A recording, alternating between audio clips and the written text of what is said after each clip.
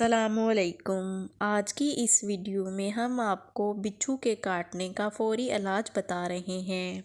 मूली को कूटकर इसका पानी निकाल लें और रुई को इस पानी में भिगोकर इस जगह पर रख दें जहां बिच्छू ने काटा हो, फिलफौर आराम आ जाएगा।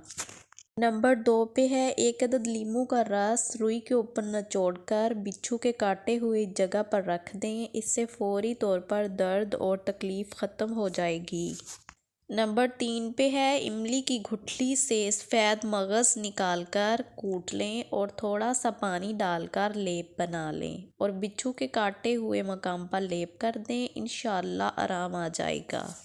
नंबर 4 पे है अगर कहीं करीब में आक का पौधा मौजूद हो तो फ़ौरन आक का दूध निकाल कर काटी हुई जगह पर मल दें, इससे भी फौरी आराम आ जाएगा। नंबर 5 पे है चूना और शहद मिलाकर बिच्छू के काटे हुए मकाम पर लगा दें, फ़ौरन दर्द वगैरह दूर होकर आराम आ जाएगा। उम्मीद करती हूँ आपको आज की वीडियो पसंद आएगी। वीडियो को लाइक, शेयर और सब्सक्राइब करें। अल्लाह हाफिज़।